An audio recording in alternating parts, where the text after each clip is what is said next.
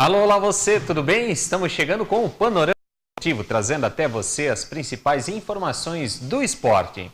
E os estádios que vão receber os jogos do Campeonato Catarinense do ano que vem vão ser vistoriados entre os dias 13 e 28 deste mês. As visitas começam no sul do estado, no estádio do Criciúma, o Heriberto Wilson. Depois virão na sequência Ibirama, os dois da capital, Joinville, Blumenau, Camboriú, Lages, Brusque e Chapecó. No caso do Camboriú Futebol Clube, a visita será no dia 24, às 10 horas da manhã, ao estádio Roberto Santos Garcia, o Robertão. A vistoria é feita por Corpo de Bombeiros, Vigilância Municipal e uma assessoria de engenharia. O prazo final para a entrega de todos os laudos é no dia 15 de dezembro. O final de semana vai ser de bola rolando pelo Campeonato Catarinense da Série C. Destaque para o jogo de amanhã entre Barra e Maga, que se enfrentam no estádio Hercílio Luz, em Itajaí, a partir das 3h30 da tarde.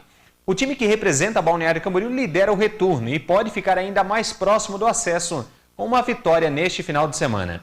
A rodada terá ainda Litoral e Jaraguá e Santa Catarina e Curitibanos.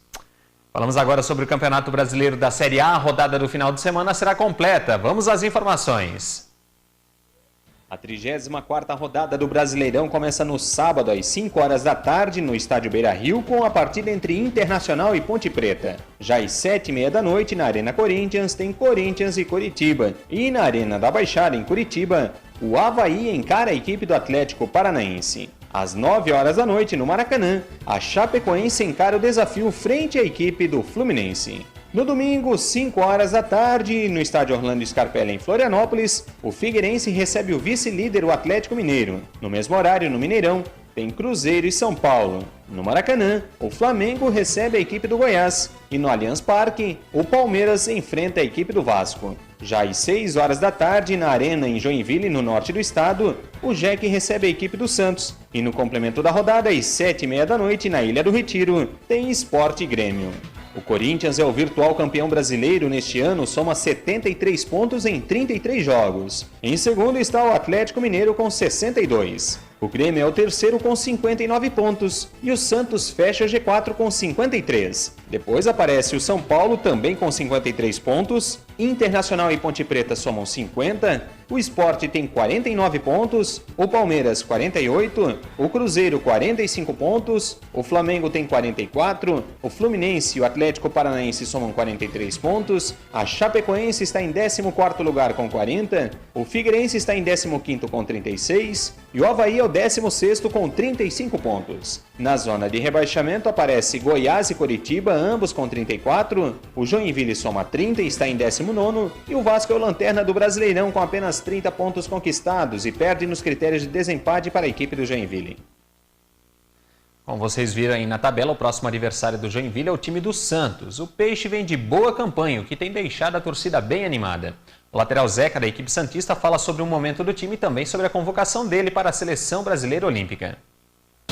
Tô ansioso bastante, a oportunidade veio, primeira vez eu machuquei, né? Fiquei muito triste pelo que aconteceu, mas graças a Deus fui convocado de novo, vou ter a oportunidade de representar lá o Santos na seleção e o Brasil, né? Que é contra os Estados Unidos, e espero poder ir bem e poder atuar várias vezes pela seleção. Desde o começo do campeonato, acho que estava sendo assim, a gente estava tendo péssimo resultado fora de casa e dentro de casa a gente ganhava os jogos. Acho que agora o Dorival chegou e equilibrou tudo o time e conseguimos resultado fora contra o São Paulo, né, e alguns empates, mas a maioria foi derrota fora de casa, mas esperamos agora conseguir os resultados fora de casa. Já pelo Campeonato Brasileiro da Série B, o Criciúma tem parada difícil nesse final de semana, hein? O time do sul do estado recebe amanhã às 5h30 da tarde em casa o líder Botafogo. A campanha do Tigre é bem irregular e apesar do time estar fora da zona de rebaixamento, não dá ainda para comemorar, pois uma sequência de resultados ruins pode colocar o Tigre entre os rebaixados da Série C do Campeonato Brasileiro. Então abre o olho, hein, Tigre? O Cine Esporte de hoje fala sobre o futebol, mas lá no México. Acompanhem.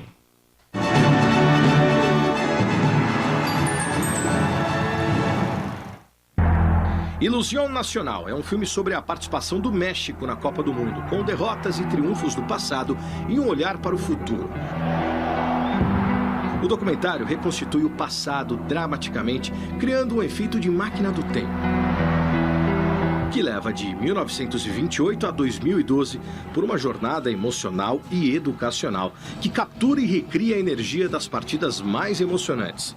A intensidade de um estádio azteca completamente cheio.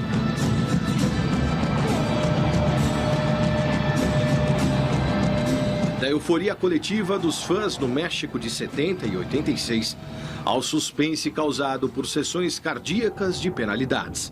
Vencedor do Prêmio Latino Literário na categoria documentário de 2015.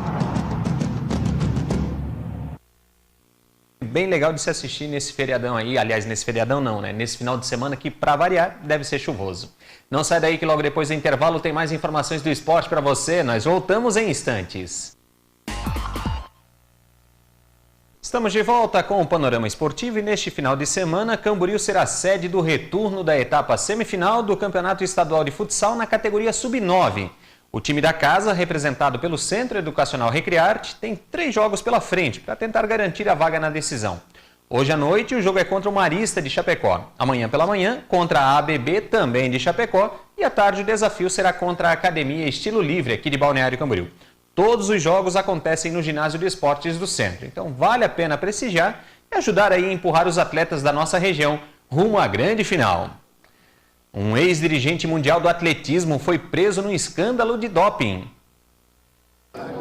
O senegalês Lamine Diack, ex-presidente da Federação Internacional de Atletismo, foi preso ontem acusado de corrupção e lavagem de dinheiro em esquema que escondia resultados de exames de antidoping na modalidade.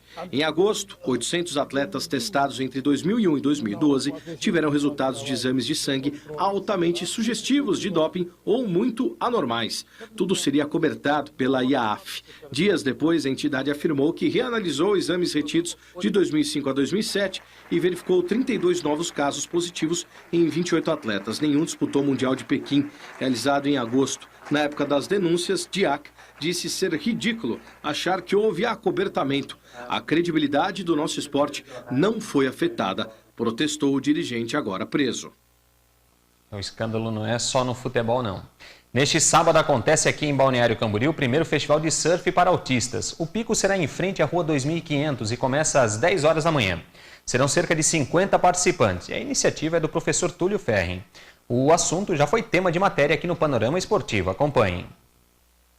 Túlio Ferri começou no esporte praticando taekwondo, mas foi na areia da praia que ele encontrou a vocação. Depois de formado em educação física, investiu em uma escola de surf. Hoje tem cerca de 50 alunos. Um deles é o Jason. Ele sofreu um acidente de moto há 10 anos e ficou com o lado esquerdo do corpo paralisado. Apostou no surf para melhorar os movimentos e a autoestima. Eu faço tudo que o professor, entre aspas, normal pode fazer. E também para mostrar para o meu filho, assim, agora eu posso mostrar para ele que o pai dele não é um aleijado qualquer, né? É também um surfista, né? A escola de surf foi fundada em Balneário Camboriú em 2009 e já no primeiro ano, o professor enfrentou o desafio de receber o Jason, que tem limitações físicas. Ao perceber que podia ajudá-lo a ficar em pé numa prancha, ele resolveu ampliar o atendimento para outros alunos especiais. Túlio começou a receber crianças com autismo. Segundo a estatística, 1 a cada 64 pessoas apresenta sinais da doença, que atinge 2 milhões de pessoas em todo o Brasil. Tainá, de 10 anos, e Ricardo, de 6, são autistas e fazem aula de surf uma vez por semana. A mãe de Tainá percebeu na filha, ainda bebê, os primeiros sinais de que a menina era autista. Ela fazia movimentos repetitivos no berço e evitava o contato visual. O diagnóstico veio aos 2 anos, mas desde então, Tainá não para de evoluir. Ela faz aula de jazz 2 vezes por semana, no projeto Oficinas, 2 vezes por semana capoeira e o surf também. Ela já fica perguntando já uma semana antes quando que ela fica muito ansiosa. A coordenação motora, né, que ajuda bastante, sem contar que acalma, relaxa, ela se sente mais segura com isso. Para Ricardo, os desafios começaram ainda mais cedo. Antes de nascer autista, o menino perdeu a mãe em um acidente de carro quando tinha 2 anos. O pai, mestre de obras, divide o tempo entre os trabalhos ocasionais, a criação de 2 filhos e o orgulho do filho surfista. Tô gostando muito de poder ajudar meu filho, né? Que futuramente eu quero que ele seja uma pessoa normal, né? O professor contou com o auxílio da AMA, a Associação dos Amigos dos Autistas, para aprender a lidar com este público. Túlio precisou estudar sobre a síndrome para atender a clientela. Ele troca informações com outra escola do gênero na Califórnia, nos Estados Unidos, e acredita que é a única escola do Brasil que atende alunos autistas. Eu acho que o plano é conseguir mais pessoas para me ajudar, professores de educação física, mais voluntários para ajudar e crescer cada vez mais, que é um trabalho diferente e vejo o resultado nisso. Isso é fantástico, né? As crianças com autismo, eu acho que toda criança, né, gosta muito de água. Então, isso aí já é o primeiro caminho. Então, através do surf, você vai estar trabalhando a interação social, o equilíbrio, a condição motora. Então, assim, são vários fatores que entram, né? E isso é maravilhoso.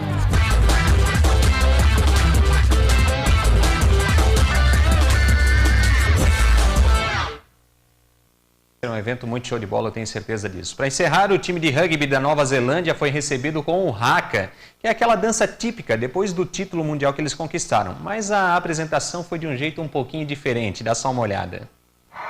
A seleção de rugby da Nova Zelândia, recém-tricampeã mundial, desembarcou nesta terça-feira em Auckland, principal cidade do país. E ainda no avião, a delegação dos All Blacks foi recebida com uma bela surpresa. Uma equipe de funcionários do aeroporto fez o tradicionalíssimo haka em homenagem aos campeões.